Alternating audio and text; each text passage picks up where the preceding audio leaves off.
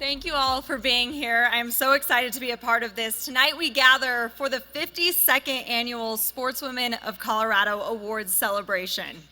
My name is Brady King.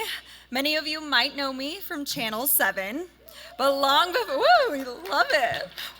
I was behind the anchor desk, I was on the field, on the court. Like many of you, sports were the biggest part of my life. I'm a proud Loveland native, a Regis University alum, and avid sports fan. In college, I had the honor of wearing a Regis Rangers uniform as the starting shortstop and captain of their softball team. Tonight, it is incredibly special to stand in this room surrounded by athletes who know exactly what it means to compete, to lead, and to represent something bigger than themselves. To get things started, please welcome our dear friend, Denver's Queen of Soul and Colorado Music Hall of Fame member, Hazel Miller, as she performs our national anthem. We ask that you all please stand and turn your attention to the flag on the screen.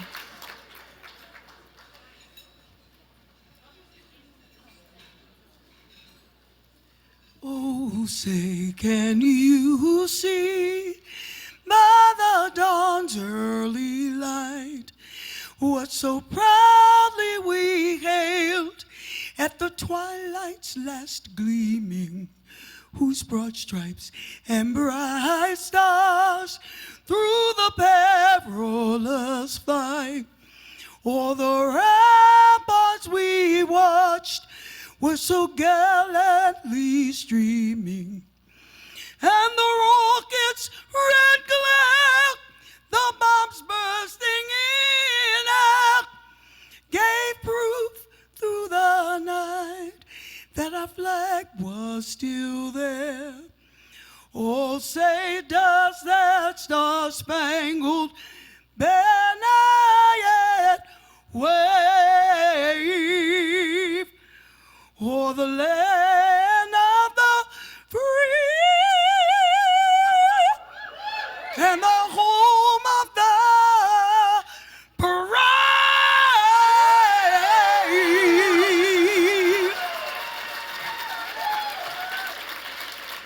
Absolutely beautiful. We're going to hear from a lot of talented individuals, and there's nobody better to kick this night off with than Hazel Miller. Give it up for Hazel one more time, everybody. Tonight, we celebrate 52 years of honoring athletes who redefine what is possible. 52 years of coaches who build more than teams, and 52 years of leaders who refuse to let opportunity skip a generation. Take a look around this room and around your tables. This room holds state champions, national champions, Olympians, and world record holders. From high school phenoms to collegiate standouts, professionals to pioneers, and the athletes who have taken their leadership skills and transitioned them to C-suite position. Tonight, we celebrate all of them. In this room is the best of the best in Colorado. 44 extraordinary award winners whose performance, leadership, and impact shaped this year in sport. And don't forget, before the night is over, we will announce the Sportswomen of the Year, our most prestigious award, which will be presented to a once-in-a-generation competitor who stands at the very pinnacle of her sport. This is more than an award ceremony. This is Colorado women leading the way. And speaking of women who have led the way, over the past 10 years, we have recognized women who have been significant to the success of Sportswomen of Colorado. These women set the pace. Leaders previously celebrated were Joy Burns, Joan Birkland, Jerry Cunningham, Cookie Barron, Diane Wendt, Sue Schaefer, Helen M. McLaurin, and Lynn Barsick. This year, we take time to pay tribute to Annie Hoskinson. Annie has known about Sportswomen of Colorado since the very beginning. Give it up for Annie. In 1974, as a student at the University of Denver, she watched this organization take shape. She could have not known that one day she would help shape it herself. After graduating, Annie began her career as an assistant director of intramurals at DU before heading to New York to work in sports marketing. Soon after, Colorado came calling To bring her back west, she returned in the late 1980s as an event planner and rejoined DU, where she became connected to the Denver community as Director of Athletic Development and University Partners. In 2010, Executive Director of Sportswomen of Colorado, Joan Berkland, invited Annie to coordinate the Sportswomen of Colorado camp program. Annie joined the board of directors and led the camps program for 5 years, helping organize scholarships for over 500 young girls to attend summer sports programs and experience opportunities that may not have been available otherwise.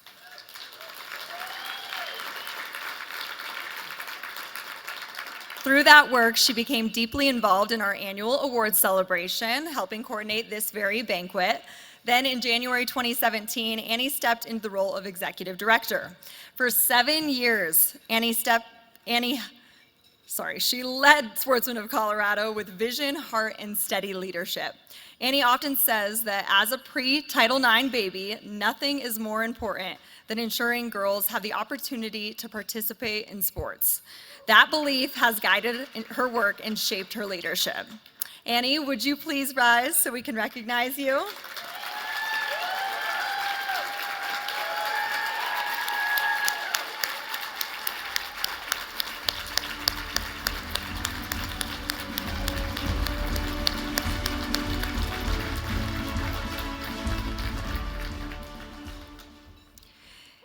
Let's look back at 1974, Annie's junior year at DU. Sorry, Annie. That's over half a century that Sportswomen of Colorado has celebrated the achievements of more than 2,300 athletes, coaches, and contributors to women's sports. Tonight, we celebrate more than champions. We celebrate a living ecosystem of excellence in athletics. In Colorado, greatness doesn't just exist in isolation. It builds, it evolves, and it's passed down. The athletes being honored tonight are a part of something bigger. Many of the women responsible for shaping sport across the state once stood on this very stage, young, determined, and full of possibility. They were once the next generation, and now, like Annie, they are the standard. Speaking of high standards, at this time, we want to invite all of our former Sportswomen of Colorado awards winners to stand and be recognized.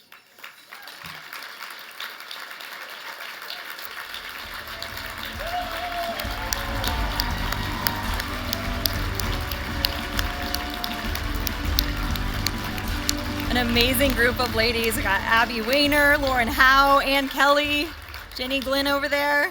This is what makes tonight so powerful. This is not just a ceremony, it is proof that excellence compounds. Your high school state champion turned national champion head coach, a coach who is now a mentor. You see, sports take a young competitor and turn them into the kind of leader that others look up to. Tonight, you will witness that cycle in full force. This cycle is rooted in grit, driven by performance, and sustained by leadership. Tonight we celebrate our 2025 honorees whom we have witnessed not just winning, but setting the pace on the sidelines, in the boardrooms, and on the world stage.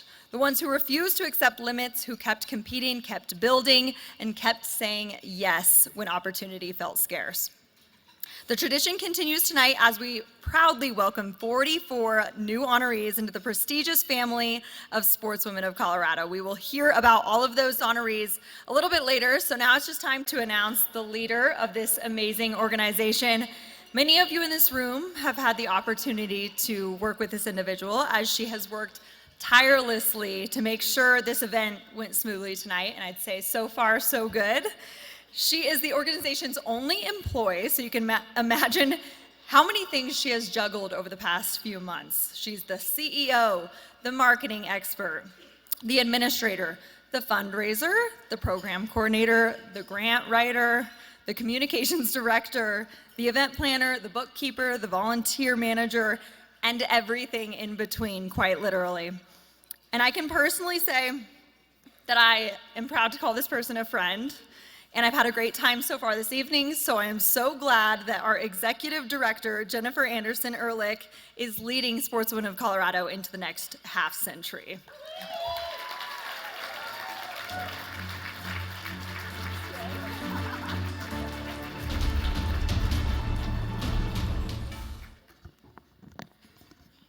she's not lying. So if your name was not on a registration, because I know there were more than a handful of you, I take full responsibility. And just please know that it was never intentional. My husband is like a spreadsheet guru. He does spreadsheets for a living. That's why I married him. I didn't know how much I would have to use spreadsheets when I took this job. It's not my strong suit, everyone. So with that being said, I want to thank all of you for coming out. I want to thank our keynote speaker, who had to battle a little adversity getting here. I started having dreams in January that this event was going to get snowed out because we'd had such a warm winter. Friday, Carol called me and said, "Hi, Jennifer, how are you?" I said, "I'm great, how are you?" And she said, "I can't make it." And then she started laughing, and I was like, okay, Coach Carol's got jokes, as I was looking out my window, and it was literally a blizzard. So I'm so thankful that she made it, and I'll be honest, if anything could go wrong leading up to this event, it felt like I was getting challenged. And adversity is kind of a theme of sport, right? So if athletes can run through snow and wind and play injured and through heartache and loss, you just keep going, right? You just keep plugging it on. Events like this do not happen by accident. It takes an incredible team. And I want to shout out my personal assistant and intern, my husband. Thank you, Robert. He really carries the full load as it's International Women's Day, and he does everything to help make sure that I'm supported and that our daughters are supported, as well as my little guy sipping coffee in his suit, who is also a supporter and ditched me to sit with Annie tonight. So for all of our sponsors and donors, thank you. We could not do this without you. The scholarships and the clinics, we just had our first volleyball crossover event with the Metro State Women's National Championship volleyball team on Friday. You make our clinics, our volunteer opportunities, programs possible. And to all the volunteers who help out, my board members, putting the hours behind Annie, I can call you and say, "Can you proofread this for me?" And she does it like that. Lynn Barsak, she always finds humor in the hard for me, so thank you. Abby Glenn, who is on year 3 of putting up with me. Abby, thank you. I just also want to give it up for her. I'm going to embarrass her, but she just qualified for the World's Track and Field Championship, so Abby.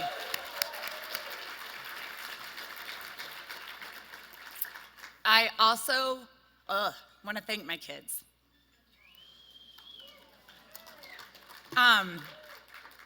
Mom gets kind of grumpy.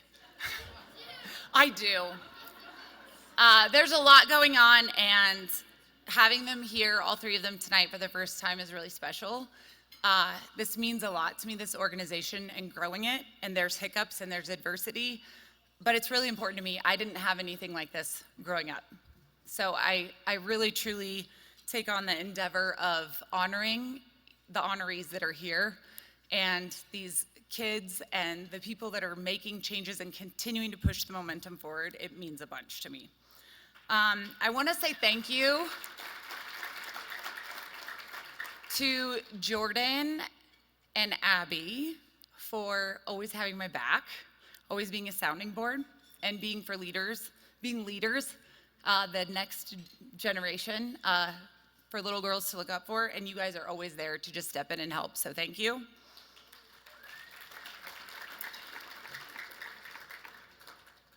Over the past year, I had the privilege of talking to many of the athletes that we want honored tonight, and the one thing that comes up over and over is the relationship piece. If you know me, teammates, coaches, mentors, relationships are It's everything. I have Josh Berg at the Be Like Ellie Foundation. His wife and Carly have been great supporters. Ruth Larkin, great supporters. Bill Brierly and the Colorado Amateur Hockey Association. I couldn't do it without all of you, so thank you. Bergen Waitman's parents, Finn's Army, thank you for showing up and supporting your kids. Jenny Ray, the Harris Law Firm, running over to FedEx for me today at the last minute to print some stuff, truly. And then, of course, Annie, Elaine Torres with CBS. Thank you for being my cheerleaders. With that being said, sport does not teach us that we don't accomplish great things alone. Tonight is a reminder, as it's International Women's Day, to cheer for the women in the room. Sarah and Dina, my good friends, Susie Origin, I could go on and on. Linda Lappy, we grew up together. Sometimes I think we fight like a married couple. She doesn't know we're fighting though. She always pushes me to be better. We're both highly perfectionistic, highly driven, and also highly competitive, which means that we cheer for each other, but we also push each other to be better. And so thank you, Linda. Because greatness is rarely a solo act, and it's built with teamwork, mentorship, and community, and we celebrate this, I just really could not think of a more dynamic keynote speaker to bring on stage. She is our first award recipient, and she's also our keynote speaker. Her resume reads less like a bio and more like a victory lap. The theme tonight is pace setters, and honestly, we could have just put Carol Smith Gilbert's name on a banner and called it good.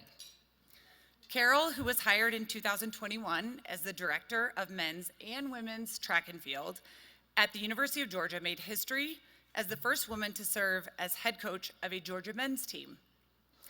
And if that was not enough, she has since led Georgia women to the 2025 NCAA Outdoor National Championship,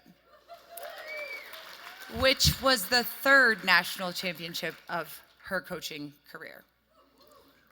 And Georgia might have built Coach Carol a beautiful new track, but make no mistake, at her core, I think she's Denver. She loves La Loma. She's a George Washington High School alum, a three-time, for tonight, Sportswomen of Colorado honoree, twice as an elite high school sprinter, and later as a national championship coach of the year during her time at the University of Southern California. Carol has been setting the pace her entire life. In fact, at 12 years old, she ran the 100-meter dash in 11.79 seconds. So yes, she was fast. She went on to become a world junior silver medalist, a multi-time state champion, a UCLA All-American, and an NCAA runner-up in the 4x400 relay. Rumor has it, she never wanted to be a coach. And prior to building her legacy in the collegiate ranks, she returned home serving as the head coach at her alma mater, George Washington High School. I watched a video where you said that you didn't want to be a coach and you didn't like these girls. And you kept being really blunt and direct and telling them to go away and try harder. And if you're not serious, you can't be here. Carol has been living in my head, and my kids probably say that I am saying things like what she says. Our first conversation was, if your actions don't meet your words, change your goals. Did I get that right? Yeah, pretty much. Meaning if what you're putting forth is not matching what you're saying, you need to change your goals. Carol has just kept going from those days at George Washington High School. In fact, I stopped counting how many Coach of the Year honors she has been awarded. And I did stop reading when I landed on, and I quote, in 2025, she became the first woman to earn the Pac-12 Men's Coach of the Year award.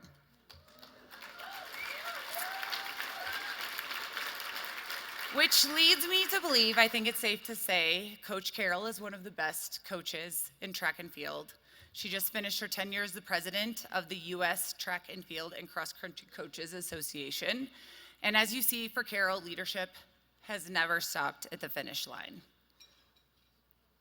Tonight, we are proud to present you, Carroll, and you get to come up here, the Joan Birkeland Leadership Award, named for one of our co-founders who devoted 40 years as executive director creating opportunities for girls and women in sport. Joni was a proud Denver East alum, and she would be thrilled to see this award presented to such an extraordinary coach, visionary leader, and George Washington alum. Before we welcome her to the stage, let's look at her incredible journey. I don't care how old you are, they ain't better than you, okay? They can't run with you in the 4x1, they can't run with you in the 100. You gotta be aggressive from the beginning in both races. That's all you gotta do, stay awake. No matter what goes on, something gonna happen. Can you handle it? Runners, take your mark. Come on, prep, move, stay ready. You just rushing out other than trying to race. Push, keep it, move. Good. Y'all done got strong and quick, boys. Push, move, that's the workout today. Nobody got offended about what they wasn't doing right. You're always gonna be doing something wrong somewhere. That's life. There you go. Now attack it. Attack it. Now attack this one. That's 6. That's 5. Come on. I heard Coach Watts say it the other day, shoot for the moon, and if you don't make the moon, you'll land on a star. I'd like to be, no disrespect, one of the greatest coaches. Please join me in presenting this award to a pace setter in every sense of the word, a Denver native, an NCAA national champion, an extraordinary leader, and more importantly, a fantastic human being and coach who demands excellence because she cares deeply, Coach Carroll Smith-Gilbert.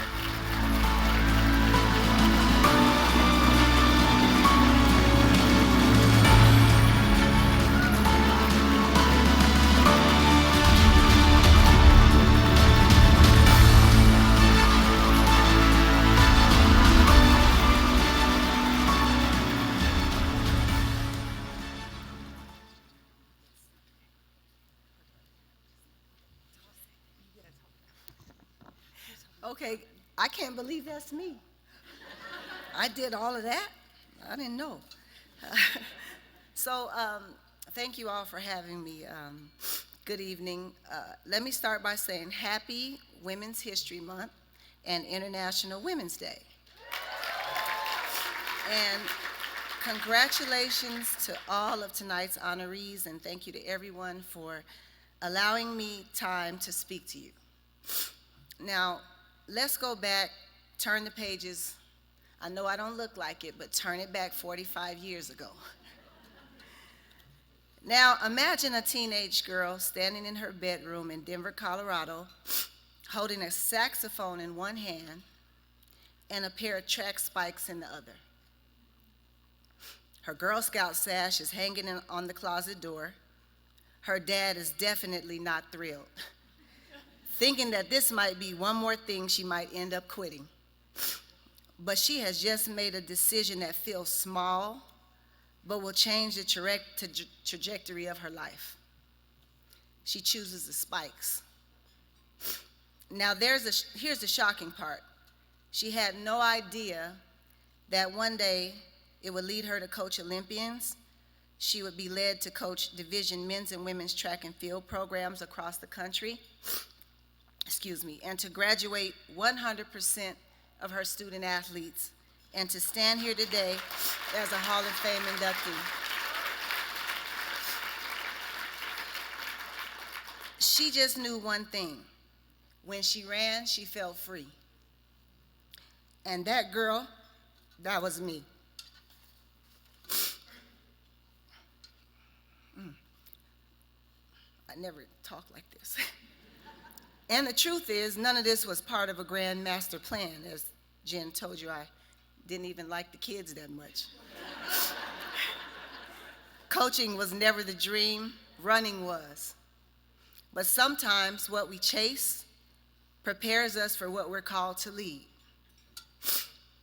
I grew up in Denver, and I went to George Washington High School, and I was competitive, driven, focused, and I was blessed to be coached by the legendary Tony Wells and be a part of the Colorado Flyers track club. Tony wasn't teaching us just how to sprint. He was teaching us how to carry ourselves, how to show up, how to be professional, and how to respect hard work. He used to say, champions are built in the details. Not in the spotlight, not on the podium, but in the details. I ran and graduated from UCLA. I competed at the highest levels, and I loved being an athlete. But when my competitive career ended, I faced the question so many of us face. Who am I without the uniform? I really didn't know the answer. But I knew I still loved track, so I listened to Tony again and took the head coaching job at George Washington High School at the age of 24, and I didn't know anything. He said, I'll teach you everything. I stepped into coaching not because it was the dream, but because I didn't know what else to do. Coaching chose me. Sometimes leadership chooses you before you choose it. There were moments early in my career that nearly broke me. I was young, I was often the only woman in the room, and frequently the only woman of color in the room. And I remember feeling like I had so much to prove before I ever opened my mouth. That pressure can crush you, or it can refine you. I made a decision. I would not lead from fear. I would lead from preparation, from integrity, from hard work, and from plain old results.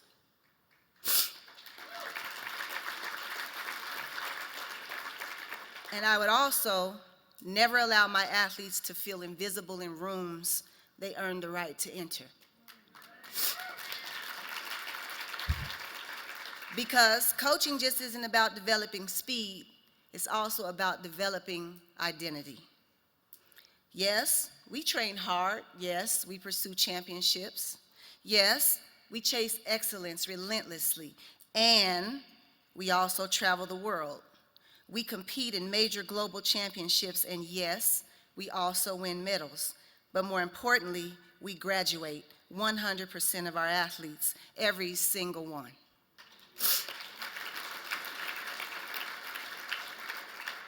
And that's important because the goal is not just medals. It's for men and women to leave stronger than they arrived. Championships fade, character lasts. Our job as leaders is to build people who can win in life. This year's theme is pace setters, women leading the way, but no one sets the pace alone. I stand here because of generations before me, my parents, my coaches, my teammates, my family, my mentors, and most of all, God.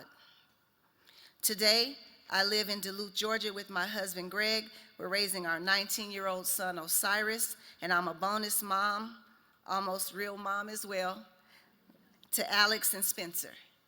I have 3 boys, 4 including Greg. And they all play football, so that's way different.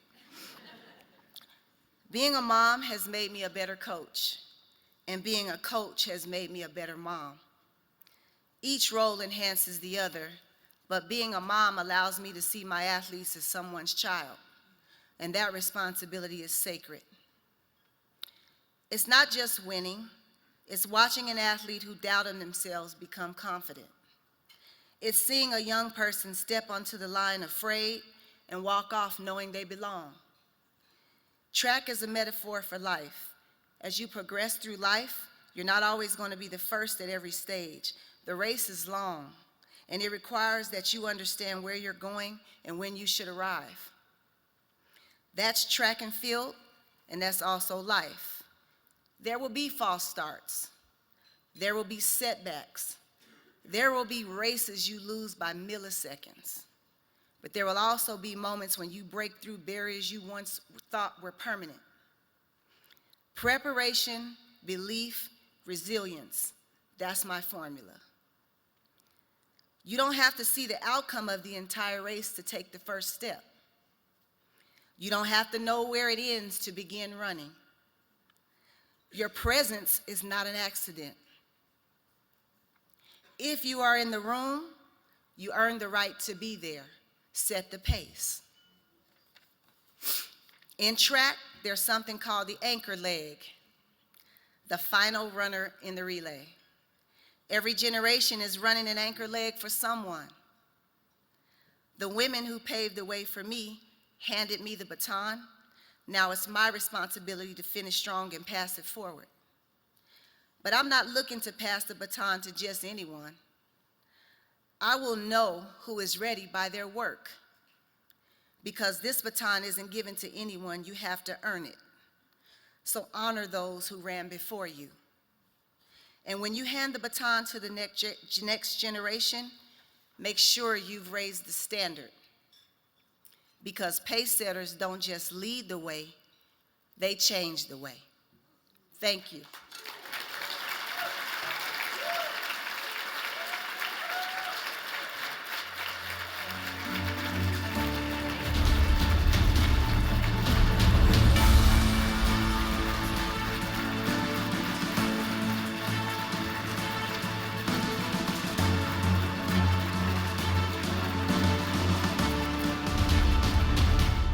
Thank you, Carol. Let's give it up for Carol one more time, everybody. That was amazing.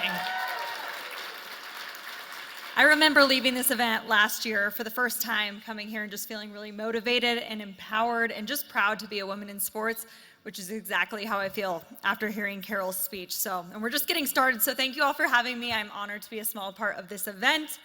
And now it is my honor to introduce the Broomfield native, Colorado State University graduate, Broncos sideline reporter. Her resume is insane. DJ at 103 The Fox, Sportswomen of Colorado volunteer and presenter since 2011. She's like the cool big sister. I have a big sister, but she's like another cool big sister in this business for newbies like me working in Denver sports media. So I am so grateful for her. Oh, and she's also a realtor in her spare time, which apparently she has that. The one and only Susie Wargen, everybody.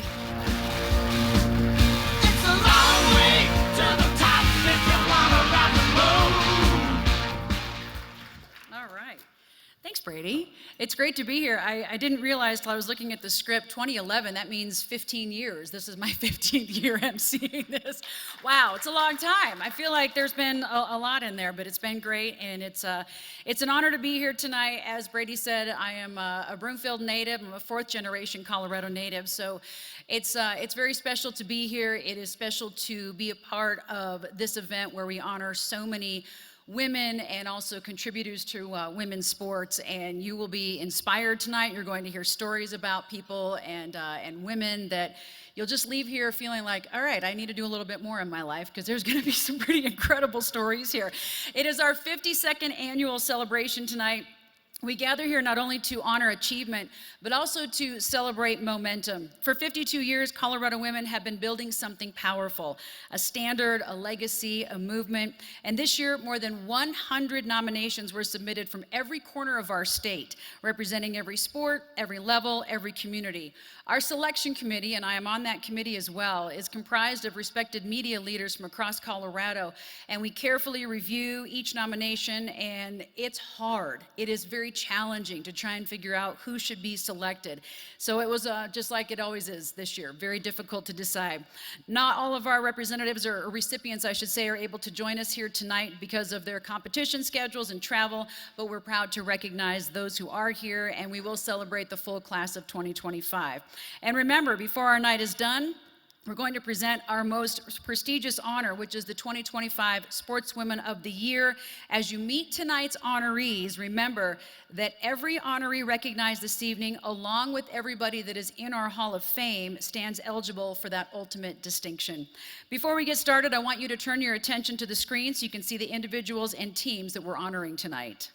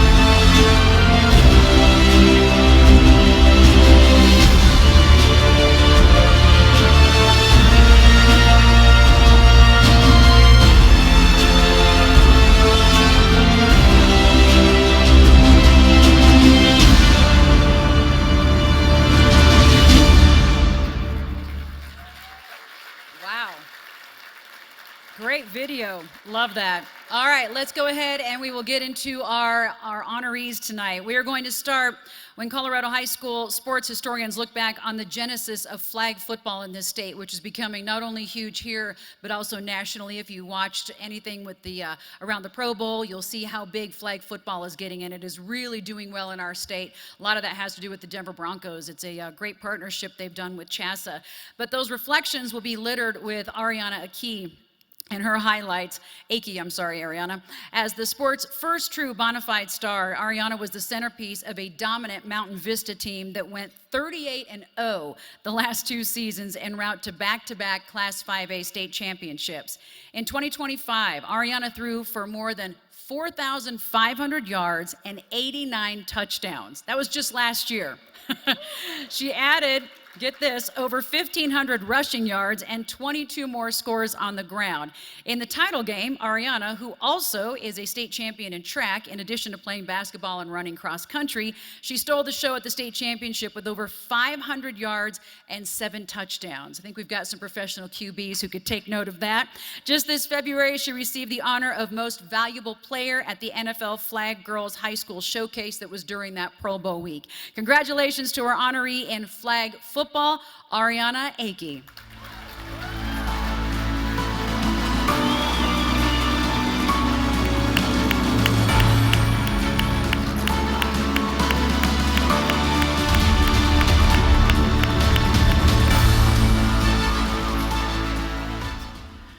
Okay.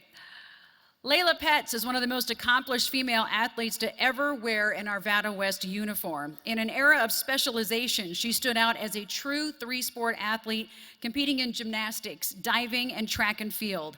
Tonight, we're going to focus on her excellence in gymnastics. A 2-time all-around state champion and 2-time CHSAA Gymnast of the Year, Layla is also a 4-time first-team All-State honoree and a first-team All-Conference performer. In true champion form, she capped off her career by delivering a performance for the history books at the state championships, becoming just the 8th gymnast in Colorado history to win all 4 individual events in a single championship. She captured titles on the vault, bars, beam, and the floor. To top it off, she just won the 5A state championship in diving. An AP student, Layla will continue her education on scholarship at the University of Oregon. Tonight, we are proud to honor Layla Petz as the High School Gymnast of the Year.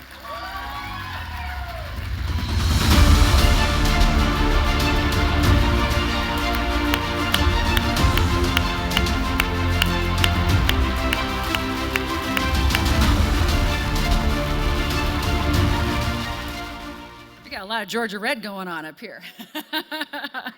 All right, next we have Isabella, also known as Bella Campos, and she doesn't just score goals, she actually engineers them. Described as a dynamic attacker with a relentless joy for the game, Bella Campos in 2025 was at times unstoppable. With 20 goals, she became the NCAA Division II co-champion for goals scored and ranked 3rd nationally in total points. Breaking through defenses and scoring 4 game-winning goals, Bella earned first-team All-American honors. All this while pursuing a mechanical engineering degree at one of the nation's most rigorous institutions, the Colorado School of Mines. Off the field, Bella is defined by her humility. A teammate-selected captain, she supports her teammates academically, cooks for teammates, and leads every day on and off the field authentically. Tonight, we celebrate our Division II soccer honoree, an offensive force who decides the game. Congratulations to Bella Campos.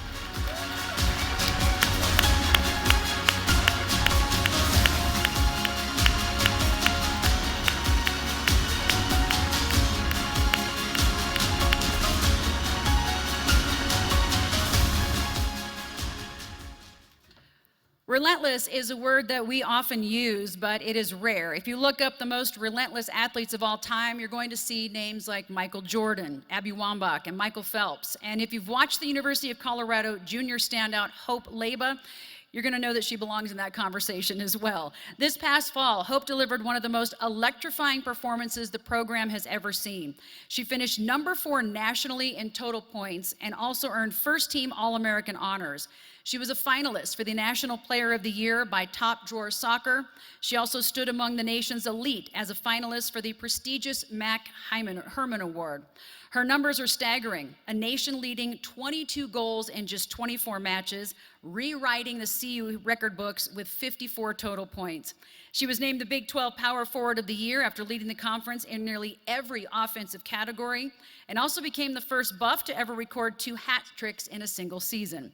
Hope Layla, thanks for bringing your relentlessness to Colorado, and congratulations on being our Division I Soccer Player of the Year.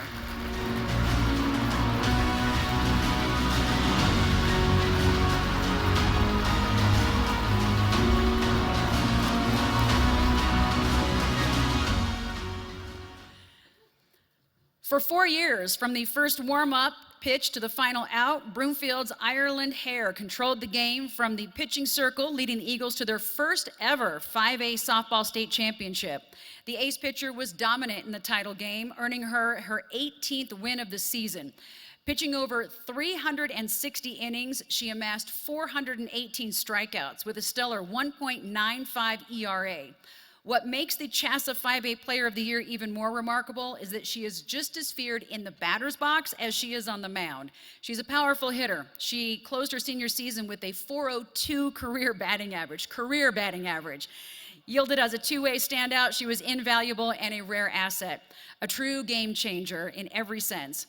Ireland will continue her education and softball career, at the University of Iowa. Please welcome to the stage our high school softball awardee, Ireland Hare.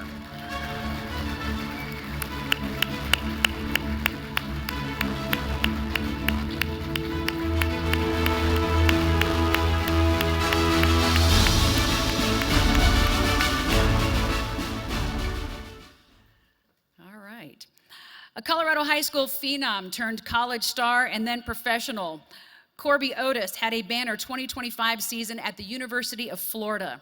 The former Columbine star and Class 5A state champion led the Gators back to the Women's College World Series as a senior, again starring in the outfield and also as a middle-of-the-lineup force.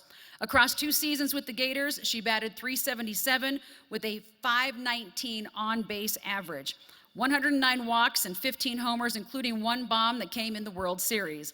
Her 4.0 GPA earned her the NCAA Elite 90 Award, which is given to the student athlete with the highest GPA at the World Series. The aspiring surgeon was the 6th overall pick in the Athletes Unlimited Softball League's inaugural college draft, and later in 2025 was selected by another team in the expansion draft. She is a wanted woman. Congratulations to Corby Otis, our honoree in college softball.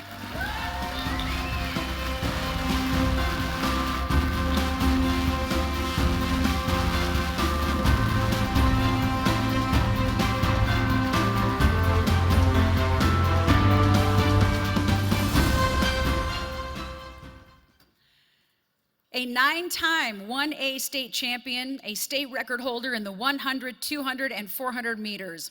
Roxy Unruh isn't just fast, she has earned her dominance. She has broken 6 1A state track records, holds 5 school records, and the Cheyenne Wells senior has proven her time stack up with anybody in Colorado, regardless of their classification. However, her most remarkable race may have happened long before she stepped onto the track. In 6th grade, Roxy underwent major spinal fusion surgery to treat scoliosis, which resulted in 2 rods and 16 screws placed into her back. Facing uncertainty, Roxy chose resilience, and she rebuilt herself into one of the fastest sprinters in the state. Next year, Roxy will take her speed and determination to the Colorado School of Mines, where she will compete in track and field while pursuing an environmental engineering degree. We are honored tonight to celebrate Roxy Unruh as our small high school track and field honoree.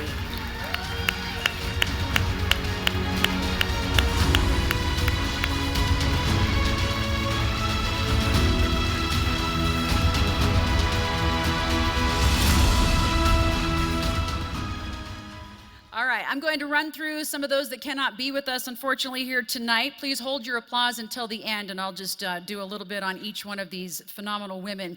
Sienna Betts capped one of the greatest high school basketball careers in Colorado history as a 3-time Gatorade Player of the Year, McDonald's All-American, National Player of the Year, and gold medalist with Team USA at the Under-19 World Cup.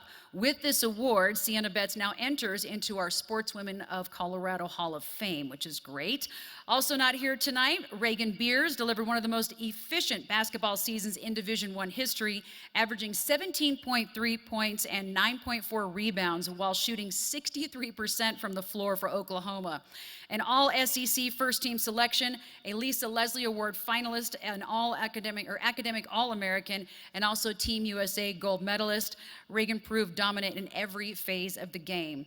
Also not with us tonight, Addison Ritzenhein, who secured her third consecutive cross-country state title in 17 minutes, 8 seconds, which earned her Gatorade Colorado Player of the Year honors. She also defended her 1,600-meter title and claimed a third 3,200-meter championship, which cemented her legacy as one of Colorado's most decorated distance runners.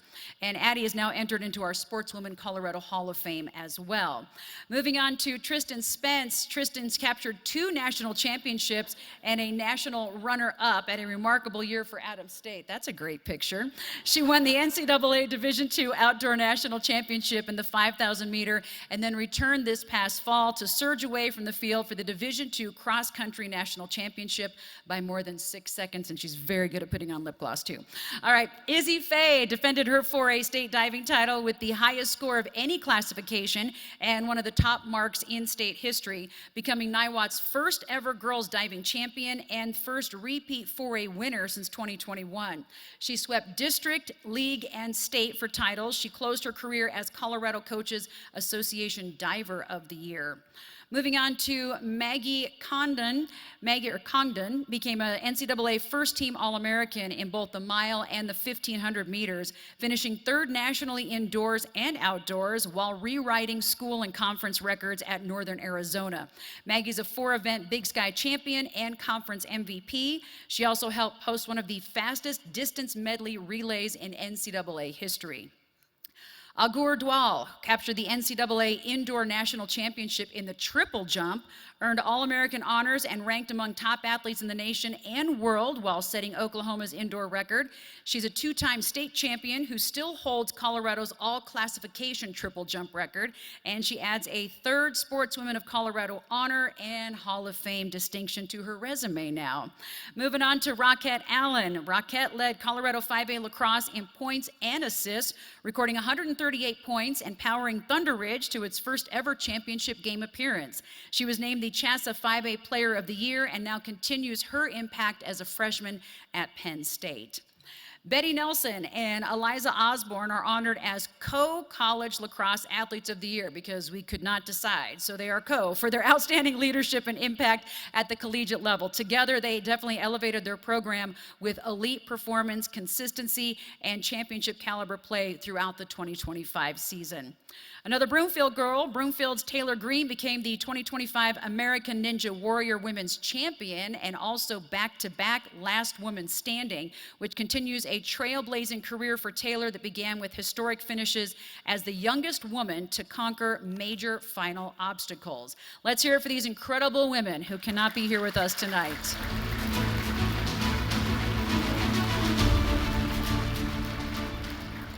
All right, before we announce the next honorees, I want to take a moment to reflect on the past 51 years as we celebrate remarkable women who have received our most prestigious recognition, the Sportswomen of the Year honor. Check out the TV screens.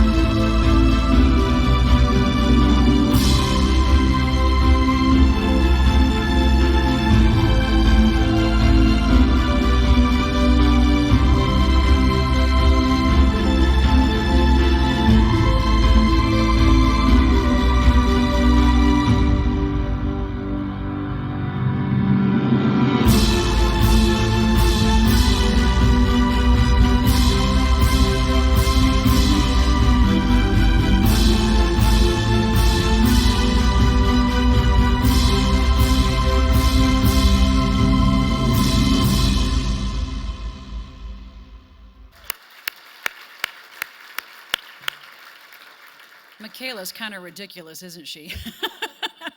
All those years with her. Okay, let's continue moving on to more of our honorees for tonight. Masters track and field athlete Pam McCartney defines the ultimate lifelong athlete. She broke records at Littleton High School and the University of Colorado in her teens and 20s, and now in her 50s, sorry Pam, but I'm there with you. She continues her record-breaking ways, although I'm not breaking records. She finished the 2025 indoor season ranked #1 in the world in the high jump and #2 in the world in the pentathlon in the 50 and over category. Who in here wants to high jump after 50? Not many of us, right? How high did Pam jump in the pentathlon in the 50 and over category? Or how high did she jump? I should say she jumped 5 feet 3 inches and 3/4. So I'm like 5'4". She jumped as high as me, which is insane. That's the second best high jump mark in the world ever for a woman that is over 50. That earned her a world championship title. In the pentathlon, she earned silver, breaking the 25-year-old American record. We are proud to honor 1992 American Gladiator champion, CU Hall of Fame inductee, and Coloradan through and through, Pam McCartney, for her success in Masters track and field.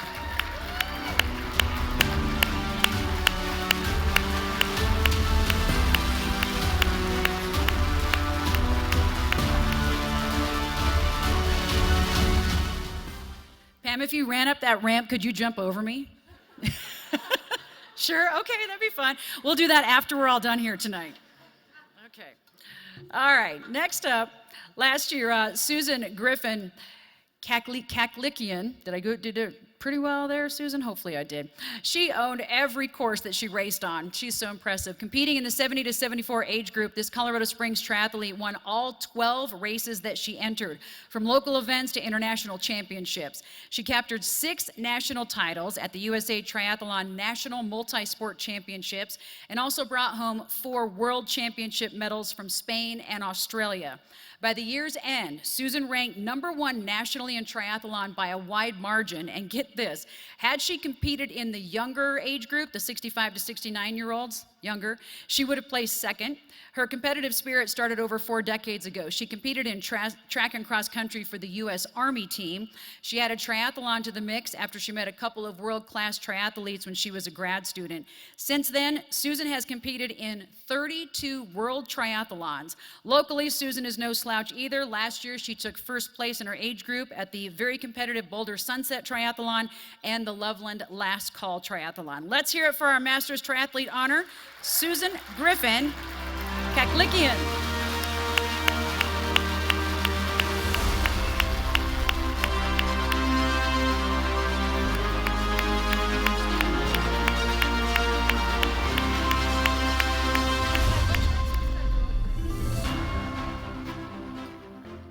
Susan also, by the way, I did Race Across America. Julie Lyons, one of my teammates from Race Across America, is here tonight. And Susan was one of our crew in our RV, and she saved my rear with lots of peanut butter and honey tortilla sandwiches a lot. So thank you, Susan. Love you. She's awesome.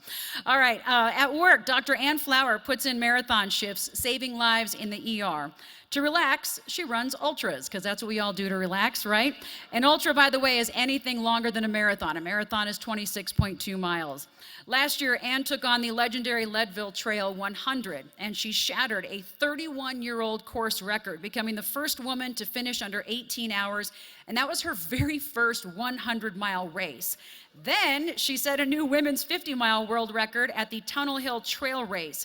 However, Ann's impact stretches far beyond the trails. An emergency medicine physician at UC Health in the Springs, she draws powerful parallels between the resilience required to be in the ER and also on a race course.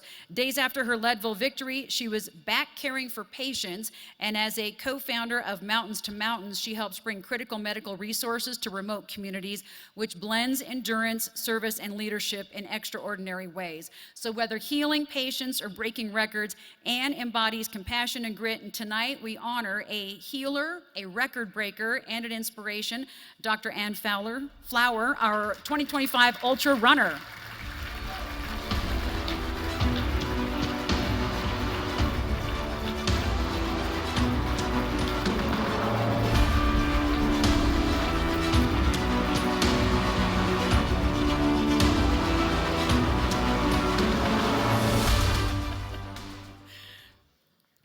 Eaton High School junior Delaney Reuter realized during her sophomore year that she was kind of good at cross country. That was perhaps the understatement of the decade. As a freshman, she balanced both volleyball and cross country, winning 4 meets in her first season. But once she committed to running, she moved into another gear. Delaney has shattered 6 cross-country course records and captured back-to-back 3A state championships. She tested herself against the nation's best, finishing second at the Nike Cross Southwest Regional.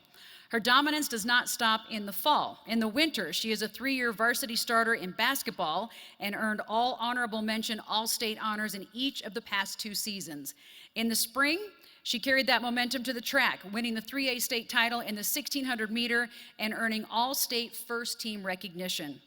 She later qualified for the Nike Outdoor Nationals, placing 3rd in the 5,000 meters and earning Nike All-American honors. Delaney Reuter is a true multi-sport standout. That is why she is our high school all-around winner.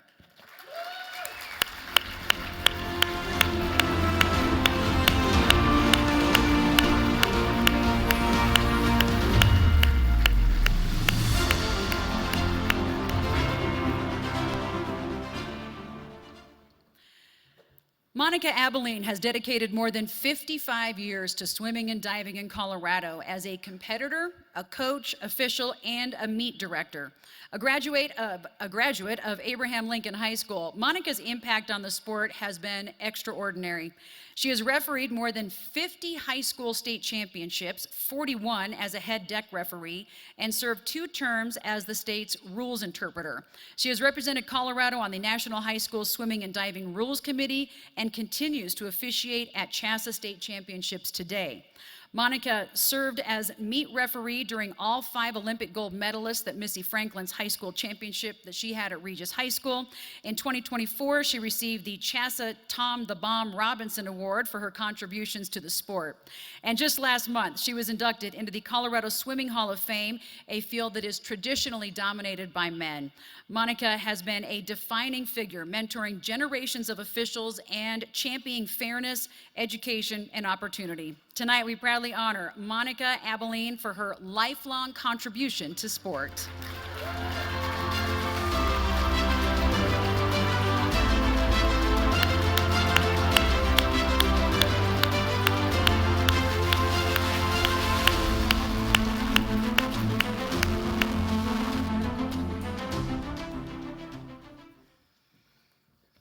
For those that knew Dorothy Mock, she was something special, and we miss her dearly. Dorothy was a pioneering sports journalist and one of the founders of Sportswomen of Colorado. She became a household name among readers of the Denver Post sports pages long before women were allowed in men's locker rooms. The Dorothy Mock Pioneer Award is given in her honor each year to recognize significant contributions and a pioneering spirit. This year's recipient is Rob Cohen. Rob believes in women's sports so much that he put his wallet where his heart is. The chairman and CEO of IMA Financial Group led the charge for Colorado to land a franchise in the National Women's Soccer League, Denver Summit FC. Who's excited about the soccer team? Yeah. It's the second women's professional team in state history following the American Basketball League's explosion, and the first in more than a quarter of a century.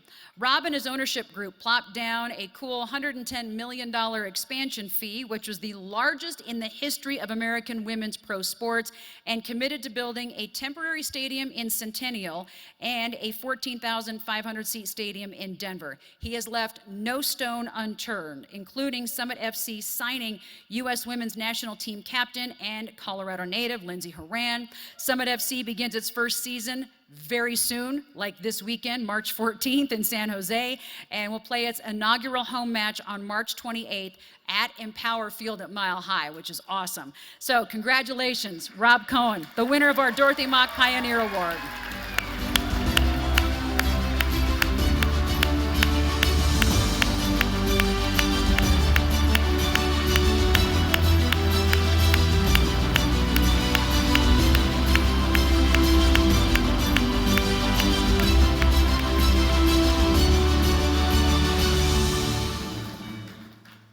All right, Rob, you're the most popular guy now.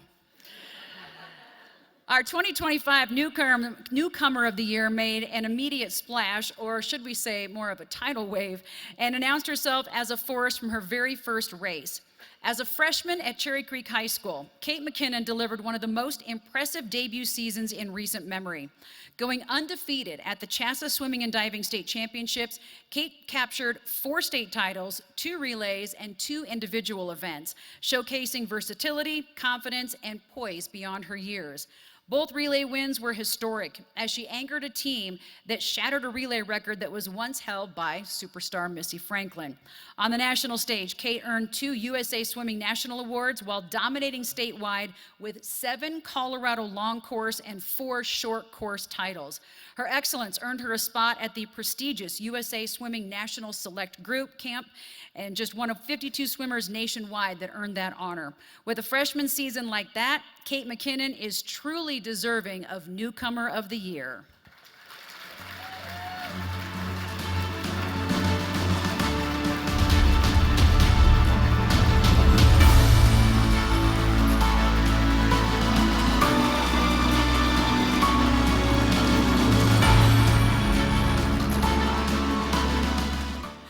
Wow, just a freshman. Okay, we're going to probably see her for the next few years, I'm guessing. All right, let's take a few moments to highlight our next round of honorees who unfortunately could not be in attendance with us tonight. Again, hold our applause till the end, please. Sarah Rask delivered a historic season for the University of Denver ski team, sweeping the NCAA National Championships in both slalom and giant slalom to become just the 6th woman to ever accomplish that feat. With 8 wins, 10 podiums, and multiple first-team All-American honors, Sarah has proven to be one of the program's all-time greats. Tegan Myers earned Chassa 5A Player of the Year and Colorado Gatorade Player of the Year honors in soccer after dominating Colorado's top classification with her skill, vision, and playmaking ability. A true game changer at Fossil Ridge, she now takes her talents to the collegiate level. Madison Mintenko closed her high school career undefeated in individual state championship races, winning 4 straight titles in both the 200 and 500 freestyle, and also breaking Missy Franklin's long-standing state record in the 500. A top-ranked recruit and international medalist now excelling at Virginia, she enters the Hall of Fame as Madison is now a 3-time honoree with Olympic aspirations. Lucy Bell added an NCAA championship in the 200 breaststroke to her decorated swimming career, earning 9 All-American honors and setting Stanford's program record in the event. The 13-time Colorado State champ has continued her dominance on the national stage. And also we have Cherokee Trail's Kaylee Powell, who earned a title as the Colorado Gatorade Female Track and Field Athlete of the Year. She's a back-to-back state champion and also an All-American after finishing 5th at the New Balance Nationals. Her remarkable 42-foot 1-inch jump ranked 5th nationally and now stands as the 3rd best mark in Colorado high school history. We also want to honor Joanna Kennedy, who is a senior at St. Mary's Academy and one of the nation's top young female tennis talents. A blue-chip recruit ranked as high as number 3 nationally and among the top 10 players in the class of 2026. She has captured international titles in both singles and doubles and finished as a finalist on the Pro Tennis Tour. Her dad, Michael, and her sister, Julia, are celebrating here with us tonight. We appreciate you being with us tonight. We also want to congratulate Taylor Tuttle, who never planned to be a runner, but by the time she reached CU Boulder, she was helping the Buffaloes capture a NCAA cross-country national championship. Now Taylor is dominating the trail running scene, capturing the USA Track and Field 50K Trail National Championship, and also closing the season with a course record victory at the Moab Trail Half Marathon. We also want to say congratulations to Andy Jackson, who led the nation with a .467 hitting percentage and set a Big Ten record at .559 in conference play, earning first-team All-American honors for a 2nd straight year at Nebraska. A National Player of the Year semifinalist and dominant force at the net, she continues excellence in Division I volleyball. And finally, we have Maya Lessner, who captured the NCAA Outdoor National Championship in the shot put with the 5th best mark in collegiate history, and Maya closed out her career as a 2-time national champion. A Mountain West Athlete of the Year and Bowerman semifinalist, she leaves Colorado State as one of the most decorated athletes in program history. Let's hear it for all of those that can't be here tonight.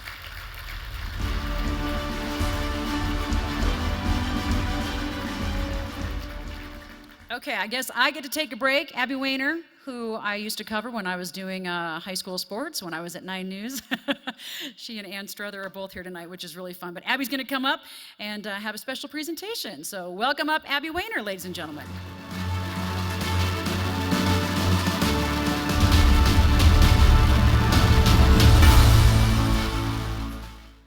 Hello, Susie, I'm gonna raise it just a skosh, just a bit, okay. Coach Carol, I've got a race in like a month. Can we talk? It's not a lot of time, okay, all right.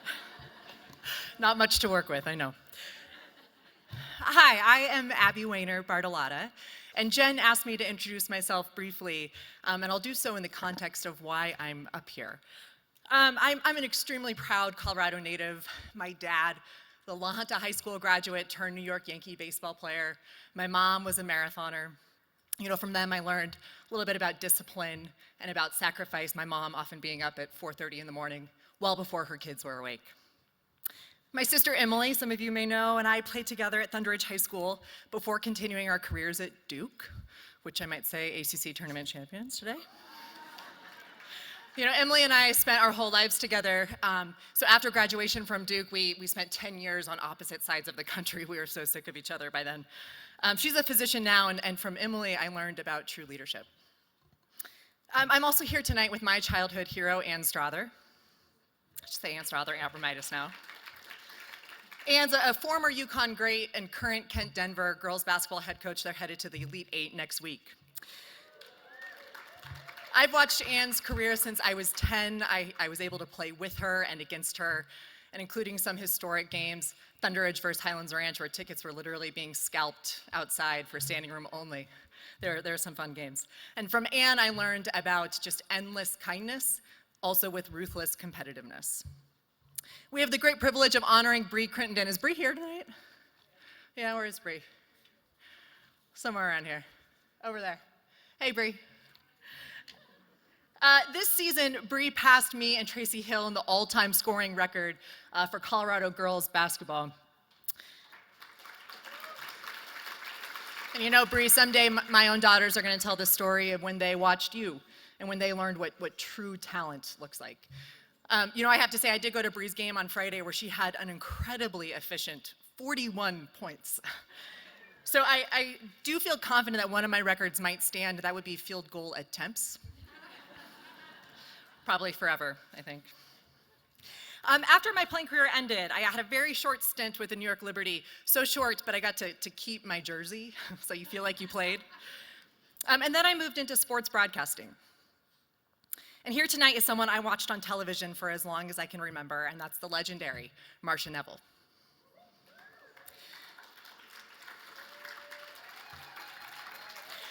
From Marcia, I learned the power of lifting others up if you have a voice that can be heard.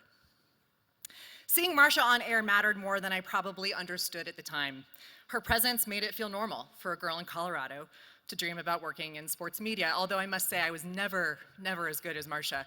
There is one interview that lives in infamy in 2003 after we had just won the state championship, and Marcia just did a great job, caught me in a very emotional moment to which I just shouted and blithered and rambled, and probably not too dissimilar to tonight. You know, I didn't think twice about doing my high school senior project in sports broadcasting. And my imagination, it was never impeded because I had Marcia leading the way. And I think the truth to this is simple, that if you can't see someone who looks like you, how can you ever imagine what's possible? In 1983, Marcia became the first female television sportscaster in the state of Colorado, a true pioneer at a time when women's voices in sports media were incredibly rare. But what made Marcia special wasn't just that she broke through that door. She spent her entire career holding it open, just like Coach Carol talked about, for those that came after her, and she is still doing that today. You know, there's a really powerful duality to Marcia's work, in that she allowed people like me to pursue sports broadcasting. But more importantly, for decades, she elevated female athletes and made sure their stories were told. She hosted Colorado Sportswomen, a television program dedicated entirely to girls and women's athletics. And this was at a time where there were very few platforms that existed to tell those stories. Through her work, she highlighted excellence, resilience, breakthrough, triumphs, stories that strengthened communities and expanding what girls believed was possible. And I think Melinda Gates has been quoted as saying, "If you want to lift up humanity, empower women." And that's exactly what Marcia did. Marcia has also been a tireless supporter of this organization, Sportswomen of Colorado, lending her voice, time, and energy since 1986 to help advance opportunities for girls and women. So tonight, in honor of her extraordinary legacy, Sportswomen of Colorado is proud to introduce a new award, the Marcia Neville Community Champion Award.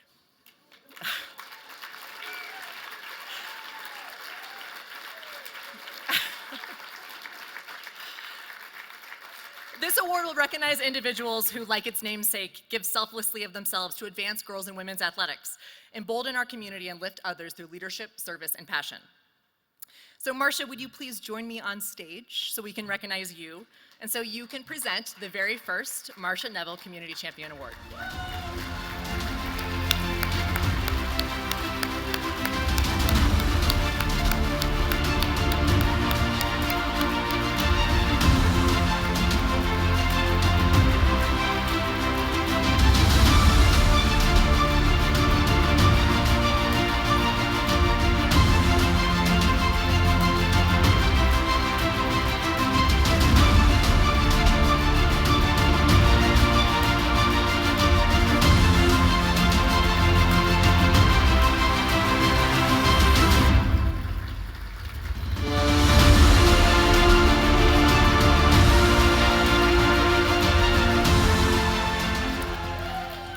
So it is with great pride that we present the inaugural Marcia Neville Community Champion Award to a remarkable Colorado woman whose work truly embodies the spirit of this honor.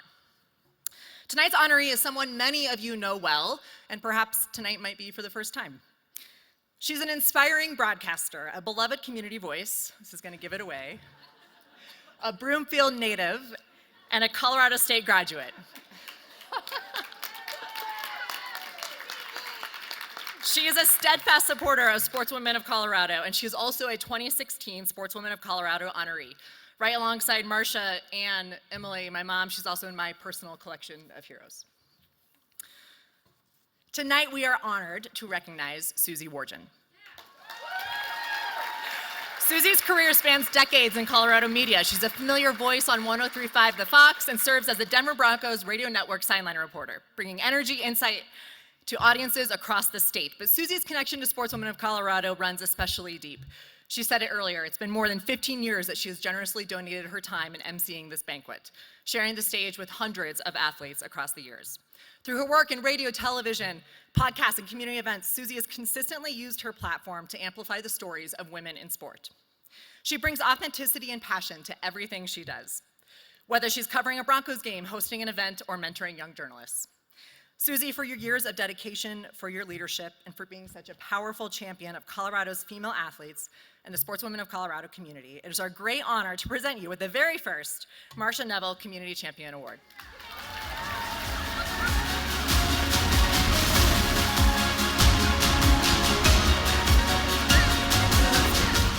All right, let's take a look at a short video. I'm sports reporter Marcia Neville with CBS 4. Just Marcia Neville, longtime prep reporter. You have had such a great career, and I know a lot of folks, especially folks that played high school sports here in the state, remember Marcia Neville. You knew it was a big game if Marcia Neville was there. Well, remember, we would actually bring the TV helicopter to the games, you know, so that's kind of my reputation. I'll introduce myself and they'll say, I think I know you. Your name sounds familiar. I'm like, I was the crazy lady in the helicopter. Yeah. Remembering some of our viewers' favorites. That would certainly include Susie Wargin. A lot of women who are working in sports right now, but when you started, you weren't. It was me and Marcia Neville. And that was about it. And then I think from there, it's really opened the door for all these other gals to get in. I'm so proud of all of them.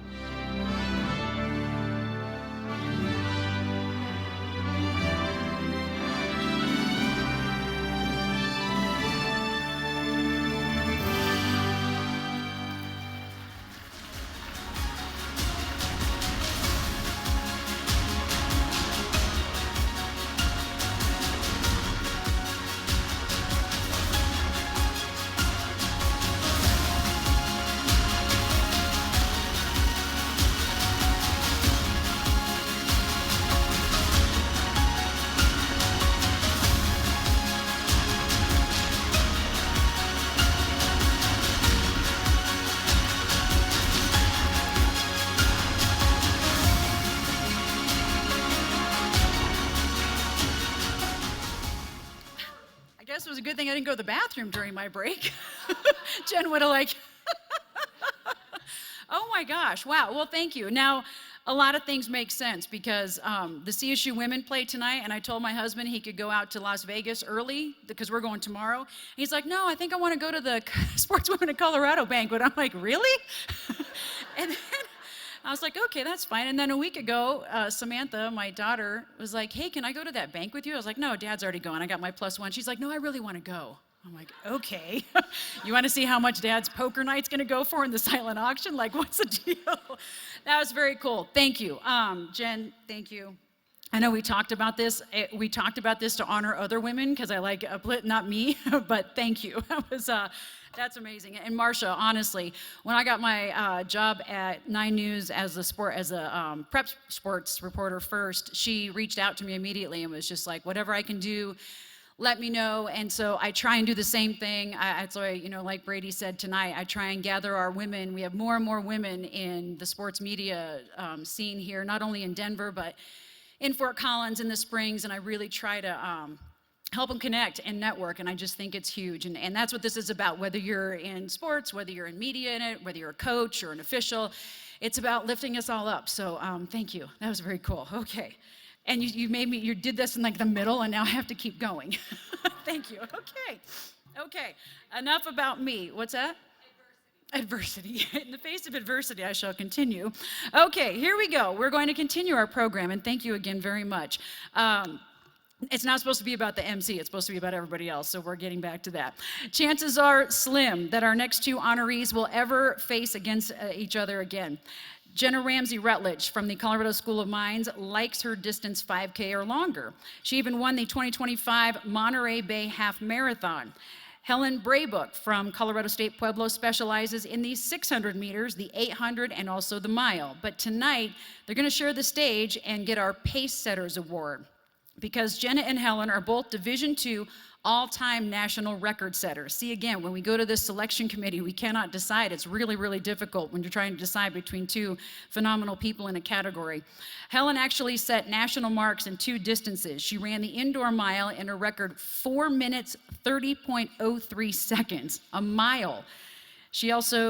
And then she blazed through the indoor 600 in just 1.5 minutes. Jenna's record came in the 5K with a time of 15 minutes, 40.98 seconds. Both runners also won NCAA Division II national titles, so we want to congratulate our Sportswomen of Colorado pace setters, School of Mines record-setting national 5,000-meter indoor champion Jenna Ramsey Rutledge, and CSU Pueblo's record-setting national 800 indoor champ Helen Braybook.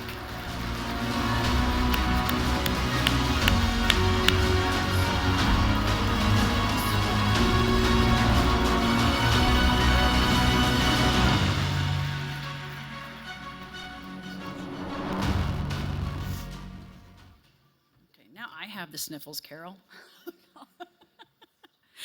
Okay. You can tell a lot about someone, how they leave the game, as our next honoree has never really left it. She just kept finding new ways to grow it. After a standout playing career, Amadon Mish spent 10 seasons behind the bench at Bowdoin College, leading her teams to NCAA tournament appearances and conference championships. Then she took that same mindset to the national level, serving as director of USA Women's Hockey and the general manager of the U.S. Women's National Hockey and Olympic teams. Now she continues to help shape the future of the women's game here in Colorado, leading with the same passion she played with. As director of adult and youth hockey for South Suburban Parks and Rec, she oversees one of the largest hockey associations in the Rocky Mountain region, expanding access and growing Arapaho Lady Warriors program. Great players leave records, trailblazers leave rinks full of players who never would have been there without them. And that's why Amadon Mish is our 2025 Trailblazer Award winner.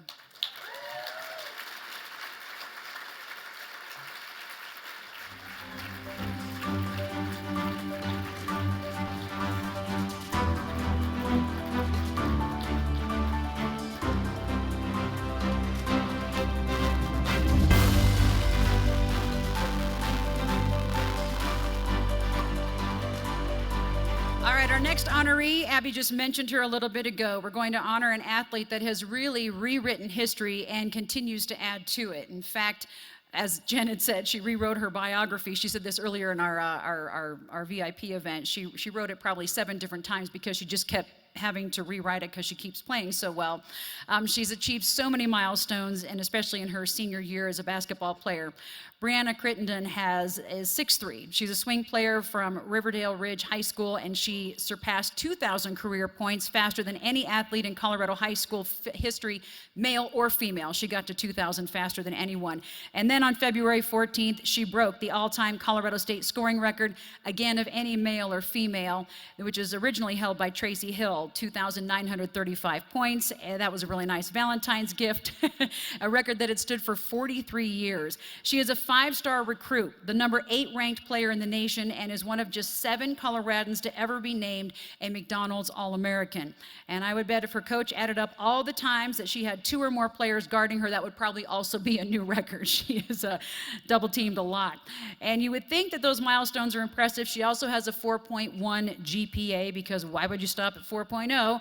And we know that this is an award for her 2025 accolades, but as we pointed out, as Abby just mentioned too, that she just scored her 3,000th point this year in 2026. Bree is going to take her talents to the University of Texas next season, but we will be forever proud to call her a Coloradan and this year's Sportswoman of Colorado Milestone Award honoree.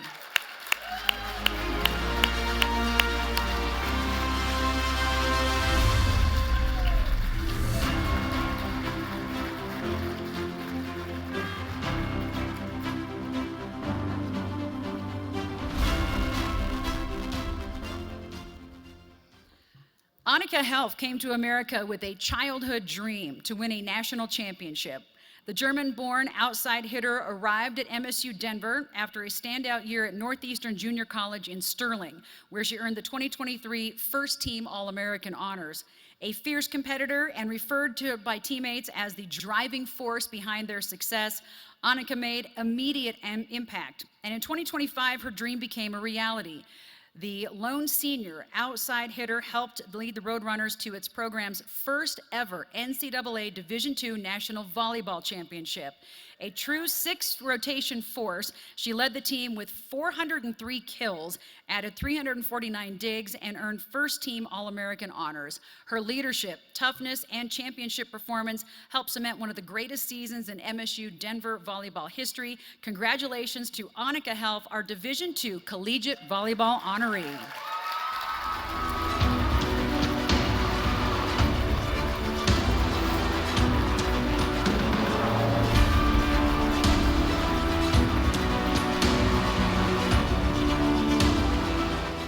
And Annika's going to stay up here because you heard lots of cheers there over on the side. We've got a team to talk about as well. The 2025 Metropolitan State University Denver volleyball team went to where no RMAC program and no Colorado collegiate volleyball team had ever gone before.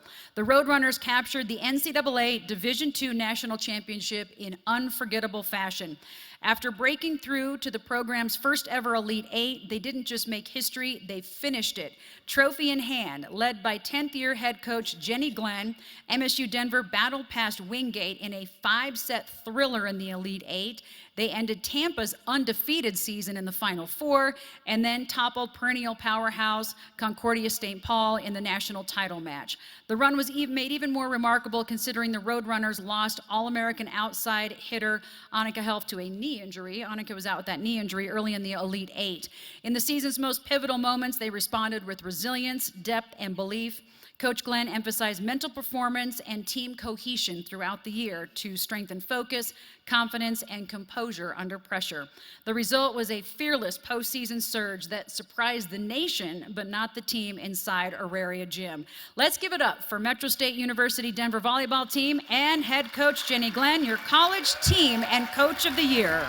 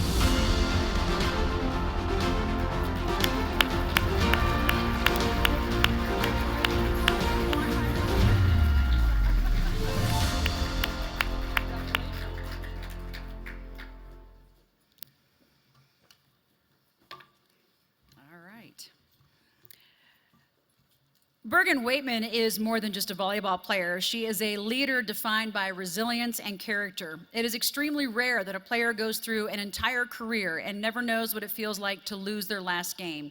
Bergen is one of those rare players. A 4-year varsity award winner and 4-year 5A state champion. This past season, as a senior at Valor Christian High School, Bergen captained a dominant program, earning first-team All-State honors, and was also named the Max Preps Colorado Player of the Year, as well as the 5A Player of the Year by CHSAA. She was the only player this season with over 300 kills and nearly 500 digs. Bergen's leadership goes far beyond the court. Before her freshman year, she survived a devastating car accident that claimed her 8-year-old brother's life and left her sister critically injured. That experience helped shape her into the person she is today, guiding her teammates through every challenge of the season. Coaches call her the glue that holds it all together. For her skill, courage, and leadership, Bergen Waitman is our high school volleyball honoree tonight. Bergen.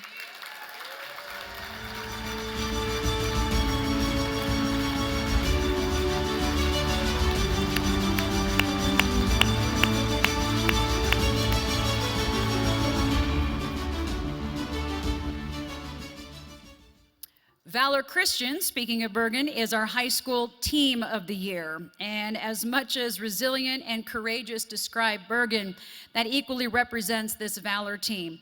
Early in the season, as they focused on winning a 4-peat state title, they learned that their legendary coach, Jane Gibson McHugh, had been diagnosed with an aggressive form of leukemia. Jane had to leave the team, and she asked her former assistant, Tricia Croft, to take over. As Tricia describes it, she just had to say yes to help carry out Jane's legacy. For those of you who don't know Jane, beyond her 3 state coaching titles at Valor, she ranks among Colorado's all-time sports greats.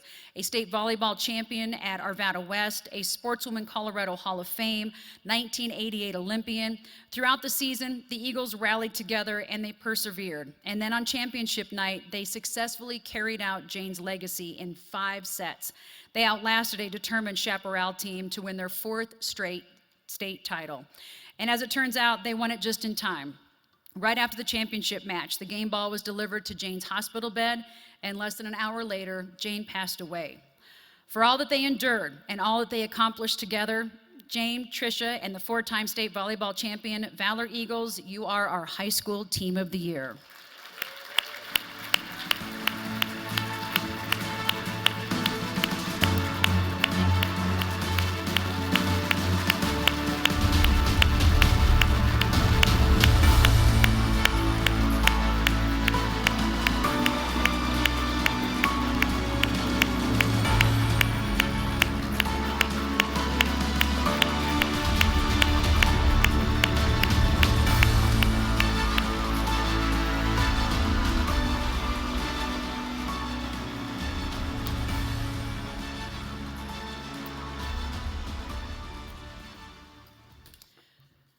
It has definitely been an honor to be here with you tonight. Let's hear it again for all of our award winners. Everybody has been so amazing and inspiring, right?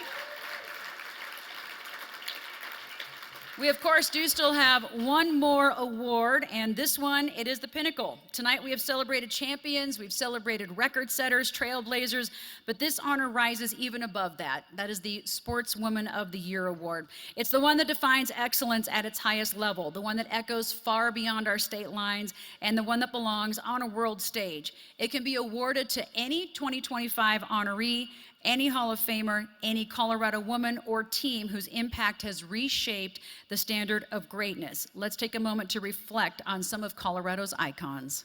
Valerie Allman, 2-time Sportswoman of the Year, who is ranked #1 in the world in discus and crowned a world champion. Michaela Schifrin, rewriting the record books yet again, reaching 106 World Cup victories by the close of 2025 and continuing to shine on the Olympic stage. Lindsey Vonn, who delivered one of the most extraordinary comeback stories in sports at 40 years old. And then we also have Becky Hammond, a CSU graduate, guiding the Las Vegas Aces to their 3rd WNBA championship in 4 years. But tonight there's one performance that demanded the spotlight, one athlete that owned the global stage, one that could simply not be ignored, and that winner is a Greenwood Village native, Anna Hall, the reigning world heptathlon champion.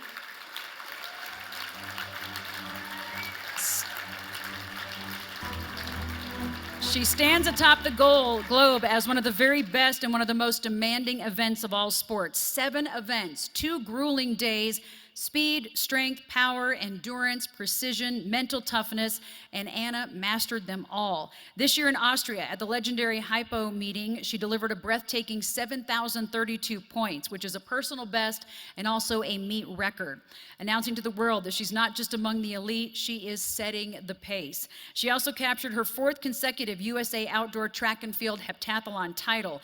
Event after event, year after year, stage after stage, Anna has firmly established herself among the best combined events athletes on the planet, and we are proud to call her a Coloradan. She cannot be with us this evening as she is busy training, but she has been gracious enough to send a video message for us.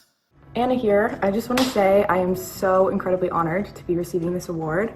I so wish that I could be there with you all, but I am preparing for the World Indoor Championships at the end of the month in Poland, so I'm kind of busy doing that. But my dad and my club coach from high school are there accepting it on my behalf, which is very fitting because they're 2 of the people that were central to my support system when I was coming along at the beginning of my journey in Colorado.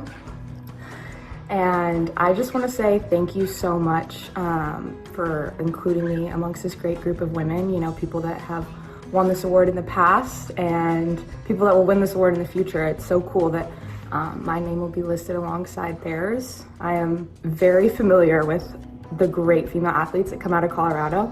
You know, I looked up to them growing up. I competed alongside them. I played against them in many sports, and I've seen them come up after me as well. So it really is an honor that I don't take lightly.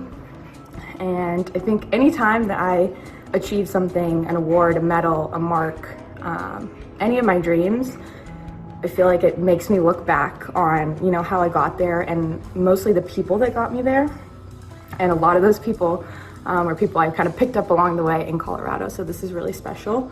And I just want to say thank you to them because, you know, I've had a career with lots of ups and downs. I've had 2 surgeries. I've had, you know, close losses, close misses at records. I've had heartbreak at the Olympic Games, and every single time we came back stronger and there was something better waiting. And there's been so many times where I just want to scream, like, you know, haven't I had enough adversity? Like, why is there more, you know, coming at me, God? Like, please stop.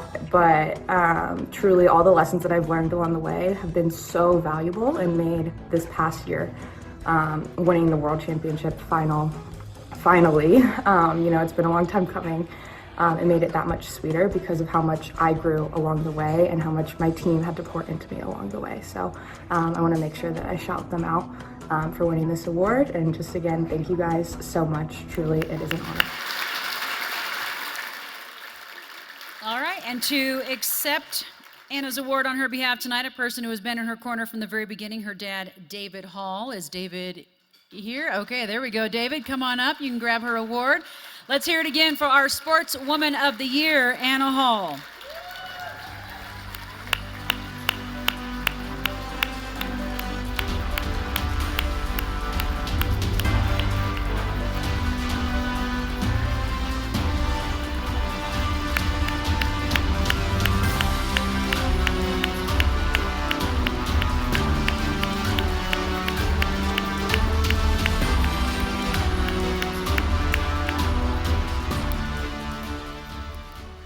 One last time, let's bring up to the stage our executive director, who is, well, her glass of wine is not full yet, but I think it probably will be here shortly. Jennifer Anderson Ehrlich. Jen, let's hear it for Jen. Woo!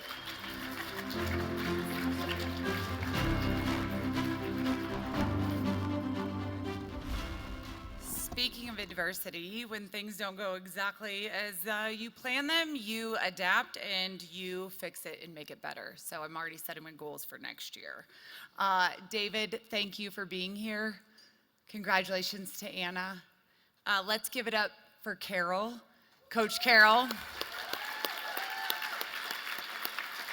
Brady and Susie, thank you so much. Susie, we pulled off a surprise, I think. Yeah, so congratulations.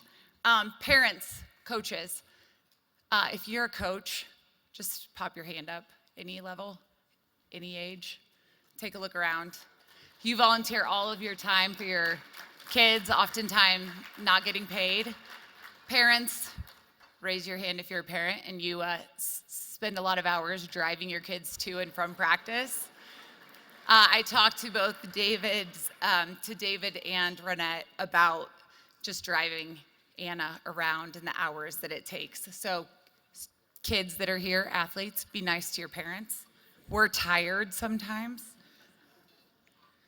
I want to flip to the next slide here. You can take this spotlight off me. Before you exit, I'd love for you to get your phones out. With this theme of thanking parents, coaches, maybe it's Monica Abilene, who officiates for 50 years, or our trailblazer, who has dedicated her life to hockey. I want to track these kindness letters and see how far they can reach. This is Ellie Berg, the Be Like Ellie Foundation. Their mission is to spread kindness. Ellie tragically passed away when a tree fell on her in their backyard. And I just can't speak highly enough of Josh and Carly and what they're doing to spread Ellie's mission.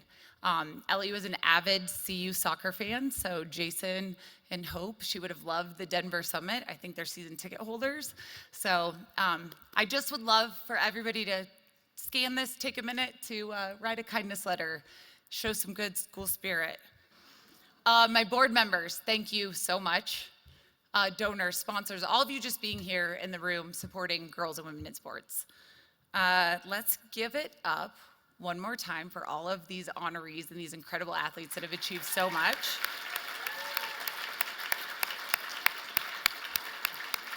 And thank you for your patience with the online auction. It's the first time doing it. It was a big endeavor. So Niceta, where are you at? And Lynn, I just need to give you a shout out. Thanks for all your work.